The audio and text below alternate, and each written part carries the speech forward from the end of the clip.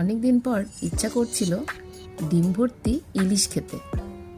আমার কর্তামশাই আবার ইলিশ মাছ খান না, কিন্তু ইলিশ মাছের ডিমটা খেতে খুব ভালোবাসেন। ইলিশ মাছ আসতেই প্রথমেই সবার ইচ্ছে হলো সর্ষে ইলিশ খাবে। প্রথমেই মা নুন হলুদ দিয়ে ইলিশ মাছগুলো ভেজে নিল। তারপর ওই তেলের মধ্যে কালো জিরে কাঁচা লঙ্কা দিয়ে দিল। তারপর এক এক করে ধনে জিরে লঙ্কা আর হলুদ গুঁড়ো দিয়ে দিল। মশলা দেওয়ার সঙ্গে সঙ্গেই জল দিয়ে দিতে হবে, নাহলে মশলাটা পুড়ে যাবে। জলটা যেই ফুটে উঠবে তখন সর্ষে পোস্ত বাটা দিয়ে দিতে হবে। এখানে 1 চামচ পোস্ত নিলে 3 চামচ সর্ষে নিতে হবে।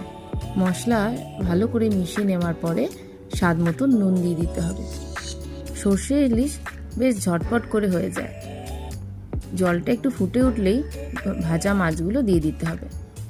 আমাদের বাড়িতে সবাই একটু মাখো মাখো সর্ষে বাটা ঝালটাই খেতে ভালোবাসে। আমাদের বাড়িতে ইলিশ হালকা করে ভেজেই ঝালে দেওয়া হয়।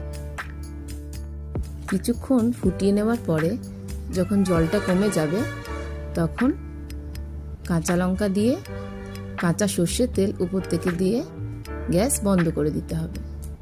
তৈরি হয়ে গেল সবার পছন্দের সর্ষে ইলিশ। খেতে দারুণ হয়েছিল। আমার সাথে আমার ব্যাটারও আজকাল ইলিশ খুব ফেভারিট হয়ে উঠেছে। কিরে, তোর কেমন লাগলো খেতে? দারুণ টেস্টি হয়েছিল।